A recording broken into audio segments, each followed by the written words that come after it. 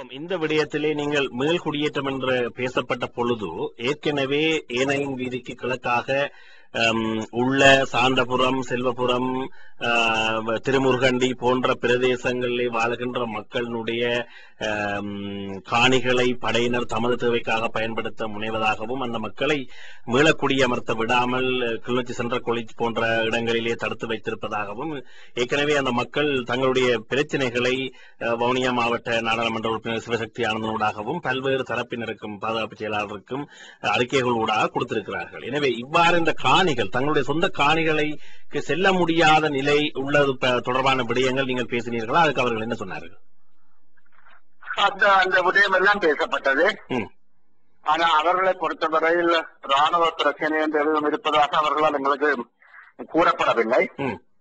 மாறாக இந்த மீள் குடியேற்றங்கள் இழுபறிப்படுவதற்கும் டிரான்சிட் கேம்ப்ஸில் இவர்கள் இருப்பதற்கும் காரணம் அவர்கள் மீள் குடியேறுவதற்கான அந்த ரூஃபிங் சீட் தங்களிடம் இன்னும் போதிய அளவில்லை. அதற்கு நாங்கள் ஓர்டர் கொடுத்திருக்கிறோம். அது வந்தவுடன் அவர்கள் மீள குடியேற்றப்படுவார்கள். மற்றபடி காணி சம்பந்தமான வேறு எந்த விதமான பிரச்சனைகளையும் இல்லை என்ற அடிப்படையில் தான் நமக்கு கூறப்பட்டிருக்கின்றது. நாங்கள் கொடுத்த அறிக்கையில் வங்கி சம்பந்தமான அறிக்கையில் நீங்கள் கூறிய விடயங்கள் மிகவும் தெளிவாக எழுதப்பட்டவர்களுக்கு கொடுக்கப்பட்டிருக்கின்றது. நீங்கள் கூறிய குறிப்பிட்ட கிராமங்களுடைய பெயர்கள் திருமுருகண்டி, செல்வாபுரம், சாந்தபுரம் என்ற சகல விடயங்களும் உள்ளடக்கி அங்குள்ள நிலைமைகளை பற்றியும் அந்த மக்கள் எவ்வளவு காலம் புதியான முகாம்கள் தங்கியிருக்கின்ற அந்த சகல விடயங்களும் அவர்கள் கொடுத்திருக்கின்றோம். நாங்கள் பேசியும் இருக்கின்றோம். அவர்களை பொறுத்தவரையில் அது ரூஃபிங் மெட்டீரியல் தான் பிரச்சனையை தவிர வேறு பிரச்சனைகள் என்ற அடிப்படையில் பசில் ராஜபக்சே எங்களுக்கு பதில் சொல்லி இருந்தார். ஆகவே நாங்கள் இது தொடர்பாக நாங்கள் தொடர்ந்தும் அவர்களோடு பேசுவோம். அது தொடர்பாக அவர்கள் வேறு மாற்று கருத்துக்கள் சொல்லுவார்களாக இருந்தால் நிச்சயமாக இருந்தால் இன்று எங்களுக்கு ஒரு உறுதிமொழியை தந்திருக்கின்றார்கள். அந்த மக்கள் அந்தந்த இடங்களில் மூல குடியேற்றப்படுவார்கள் என்ற உறுதிமொழியை தந்திருக்கின்றார்கள். அதை நாங்கள் கொஞ்சம் பொறுமையாக இருந்து அடுத்த கட்ட நகர்வுகள் எப்படி இருக்கிறது என்பதை பார்க்க வேண்டும். அடுத்த கட்டமாக இந்த வீடுகள் அமைப்பது குறித்து தங்களிடம் பணம் இல்லை என்று கூறிய விடயம் தொடர்பாக நீங்கள் எந்த கோரிக்கைகளை முன்வைக்கவில்லை? அதாவது நேரடியாக வெளிநாட்டு உதவிகளை அந்த மக்கள் பெற்றுக்கொண்டு அல்லது ஏதாவது ஒரு ஒழுங்கமைக்கப்பட்ட அமைப்பினூடாக தமிழ் தேசிய கூட்டமைப்பினுடைய மேற்பார்வையிலோ அல்லது ஒரு சுயாதீனமான குழுவை அமைத்து வெளிநாட்டிலிருந்து நேரடியாக தங்களுடைய உறவுகளுக்கு மக்கள் உதவிகளை புரிந்து அவர்களுடைய மேல் கட்டுமானத்தை புரிவதற்கான ஒரு வாய்ப்பை திறந்து விடுவதற்கான ஒரு அவர்களுக்கு நாங்கள் மீண்டும் மீண்டும் பலமுறை அவர்கள் சொல்லியிருக்கின்றோம். இந்த மக்களுடைய மீள் குடியேற்றங்கள் தொடர்பாக எங்களால் இயன்ற உதவியை உங்களுக்கு செய்ய தயாராக இருக்கின்றோம். புலம்பெயர்ந்த தமிழ் மக்கள் மாத்திரமல்ல, நாங்கள் இது தொடர்பாக பல்வேறுபட்ட நாடுகளுடனும் பேசி உங்களுக்கு இதில் ஒத்தாசையாக இருப்பதற்கும் நாங்கள் தயாராக இருக்கின்றோம். ஆகவே எங்களுக்கு உங்களுடைய கஷ்டங்கள் நாங்களும் புரிந்து கொள்கின்றோம். ஆகவே அந்த வகையில் இந்த மக்களுடைய வீட்டு வசதிகள் உட்பட சகலவற்றையும் செயற்படுத்துவதற்கு அதான் நான் உங்களுக்கு ஆரம்பத்திலே கூறியிருந்தேன். ஒரு பொறிமுறையை உருவாக்குங்கள், நாங்கள் அது தொடர்பாக தொடர்ந்து பேசுவதற்கு. என்று சொன்னால் இது முதலாவது கூட்டம். ஒரே நாளில் எல்லாத்தவற்றையும் பேசி முடித்து வர முடியாது. ஆனால் நீங்கள் கூறிய சகல விடயங்களும் ஒதுக்கப்பட்டது, பேசப்பட்டது. அதை அடுத்தடுத்த கட்டத்தை நகர்த்துவதற்காக நாங்கள் அப்படியும் தொடர்ந்து பேச வேண்டும். அதற்கான பொறிமுறையை தான் உருவாக்க சொல்லி கேட்டிருக்கின்றோம். ஆகவே அந்த வகையில் அது நான் நம்புகின்றேன். அந்த பொறிமுறைகள் உருவாக்கப்படும் என நான் நம்புகின்றேன். அதே சமயம் தமிழ் தேசிய கூட்டமைப்பை பொறுத்தவரையிலும் அவர்களுக்குள் சில பொறிமுறைகள் உடனடியாக உருவாக்கப்பட வேண்டும். இது தொடர்பாக கூட்டமைப்புக்குள் நானும் பேசியிருக்கின்றேன். அதாவது இந்த காணாமல் போனவர்கள் அவர்களுடைய கஸ்டடியில் இருக்கக்கூடிய சம்பந்தமாக ஒரு விவர திரட்டை நாங்கள் உடனடியாக உருவாக்க வேண்டும். அந்த விவர திரட்டை நாங்கள் வைத்துக் கொள்வோமாக இருந்தால் இவர்கள் இருக்கின்றார்களா இல்லையா, இவர்கள் யார் பிரச்சனைக்குரியவர்கள் இல்லை என்ற பல விஷயங்களை நாங்கள் அவர்கள் அதில் அப்படியான விஷயங்கள் எங்களுடன் பேசுவதற்கு தாங்கள் தயாராக இருக்கின்றோம் என்ற அடிப்படையிலும் வந்து பேசினார்கள். ஆகவே நான் நம்புகின்றேன் நாங்கள் உடனடியாக அப்படியான ஒரு விவரங்களை திரட்ட வேண்டும் என்ற ஒரு தேவை ஓரிரு மாதங்களுக்குள் ஒரு முழுமையான விவரத்தை திரட்டினால் நாங்கள் அரசாங்கத்துடன் ஒவ்வொரு தனிப்பட்ட நபர் சம்பந்தமாகவும் நாங்கள் டீல் பண்ணுவதற்கு அவருடைய பேசுவதற்கு அது கூட சுலபமாக இருக்கும் என நான் சொல்லுவேன். இந்த இடத்துல ஒரு இறுதியான ஒரு கேள்வி, முக்கியமான ஒரு கேள்வி என்றால் 2005 மஹிந்த ராஜபக்சே ஜனாதிபதியாக பதவியேற்ற காலம் முதல் இன்று வரை அவர் தனக்குள் ஒரு பொறிமுறையை வைத்திருக்கின்றார். தமிழ் தேசிய கூட்டமைப்பையோ தமிழ் கட்சிகளையோ அல்லது சர்வதேசத்தையோ எவ்வாறு கையாளுவது என்ற வகையிலே அவர் தன்னுள் ஒரு விசேட பொறிமுறையை வைத்துக் கொண்டு தன்னுடைய ஆலோசகர்களூடாக மிக நுணுக்கமாக நகர்ந்து கொண்டிருக்கின்றார்.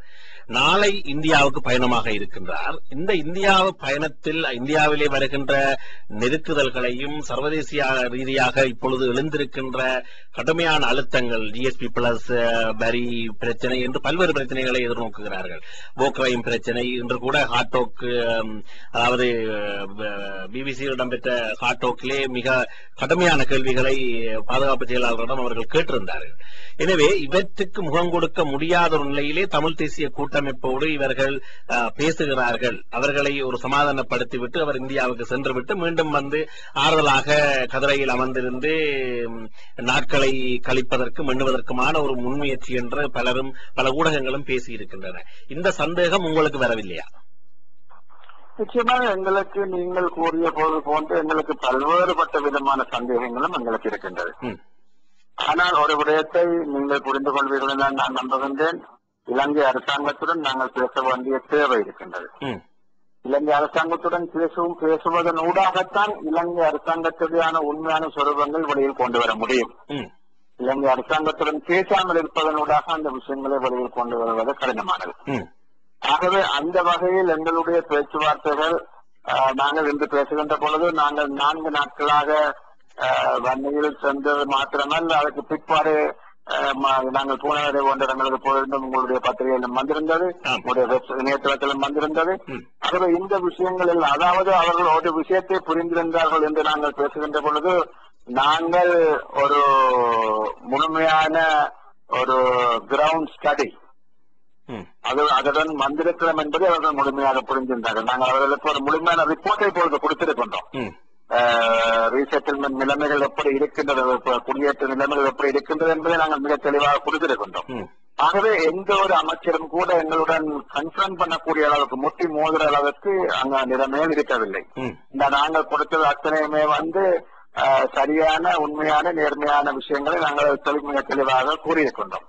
ஆகவே இங்கு அந்த விஷயங்கள் அப்படி போகின்ற பொழுது அரசாங்கத்துக்கும் சில விஷயங்களை தாங்கள் செய்ய வேண்டும் என்ற ஒரு நிர்பந்தம் ஏற்படுத்தப்படுகின்றது. அது செய்ய முடியாத அரசாங்கம் கூறுவது கடினமானது. அதே போல எங்களுக்கும் கூட அவர்கள் செய்ய முடியாத காரியங்களையும் செய்ய முடியாது என்று நாங்கள் அவர்களிடம் கேட்கலாம், வழியிலும் சொல்லக்கூடிய சூழ்நிலை எங்களுக்கும் ஏற்படுகின்றது. ஆகவே பேச்சுவார்த்தை என்பது தவிர்க்க முடியாது மாத்திரமல்ல, தேவையானதும் கூட. என்னுடைய பொருள், அவர் இன்று நாளைக்கு டெல்லிக்கு போய் நான் கூட்டமைப்புடன் பேசுகின்றேன், தொடர்ந்து பேசுவேன் என்று அவர் சொல்வதை இந்தியா முழுமையாக ஏற்றுக்கொள்ளும், நம்பும் என்று நாங்கள் எதிர்பார்க்க கூடாது. நாங்கள் என்ன பேசணும், என்ன விடயங்களை பேசணும் என்பது இந்தியாவுக்கும் தெரியும், உங்களுக்கும் தெரியும், உங்களுக்கு தெரிஞ்ச மாதிரியே இந்தியாவுக்கும் தெரிஞ்சிருக்கும் நிச்சயமாக. ஆகவே இந்தியாவை பொறுத்தவரையிலும் கூட இவர் இந்த மாதிரியான நிலைப்பாட்டில் இலங்கை அரசாங்கம் இருக்கின்றது என்பதை அவர்களும் புரிந்து கொள்வார்கள், சர்வதேச சமூகமும் புரிந்து கொள்ளும். ஆகவே இந்த பேச்சுவார்த்தை என்பது மிகவும் அவசியமானது, அத்தியாவசியமானது. சர்வதேச சமூகமும் சரி, இந்தியாவும் சரி கூட நாங்கள் பேச வேண்டும் என்பதில் விருப்பம் கொண்டிருந்தார்கள் என்பது உண்மை. நாங்களும் கூட பேச வேண்டிய முக்கிய விஷயங்கள் எல்லாவற்றையும் நாங்கள் பேசியிருக்கின்றோம். அதுக்காக பேச்சுவார்த்தைகள் நாங்கள் இந்த பேச்சுவார்த்தைகளை ஆரம்பிக்கின்ற பொழுது இந்த பேச்சுவார்த்தையை அடுத்தடுத்த கட்டங்களுக்கு நகர்த்த வேண்டும் என்ற அடிப்படையில் தான் நாங்கள் இந்த பேச்சுவார்த்தையை ஆரம்பித்திருக்கின்றோம். ஆகவே சில விஷயங்களை நாங்கள் மிக நாசூக்காகவும் மிக அவதானமாகவும் பேசியிருக்கின்றோம். உடனடியாகவே நாங்கள் எடுத்தோம் கவுத்தோம் சில விஷயங்களை சொல்ல விரும்பவில்லை அவர்களுக்கு. அது நிச்சயமாக அவர்களுக்கும் புரிந்திருக்கும் என நாங்கள் நம்புகின்றோம். அதே போன்று அரசாங்கமும் கூட எங்களை உங்களுடன் பேசக்கூடாது என்ற ஒரு தோரணை இல்லாமல் நாங்கள் சொல்வதற்கு ஓரளவுக்கு காது கொடுத்து கேட்கிற ஒரு தன்மையை எங்களுக்கு காட்டினார்கள். அது அவருடைய தந்திரோபாயமாகவும் இருக்கலாம், என்னவாகவும் இருக்கலாம். அது அவர்களுக்கு அப்படி எங்களை காட்ட வேண்டும் என்று சொன்ன தேவை அவர்களுக்கு இருக்கிறதை நாங்களும் புரிந்து கொள்ளக்கூடியதாக இருக்கின்றது. ஆகவே அந்த வகையில் அரசாங்கம் நமக்கு பேச்சுவார்த்தையை தனக்கு சாதகமாக பயன்படுத்த மாட்டாது என நான் கூற வரவில்லை. ஆனால் அதே சமயம் அவர்கள் தங்களுக்கு சாதகமாக பயன்படுத்துவதை இந்தியாவோ சர்வதேச சமூகமோ ஒரு விட்டேந்தியாக எல்லாவற்றையும் ஏற்றுக்கொள்ளும் என்றும் நாங்கள் கூறுவதற்கும் இல்லை. எல்லோருக்குமே எல்லா விடயங்களும் புரிந்திருக்கின்றன என்பதை நான் கருதுகிறேன்.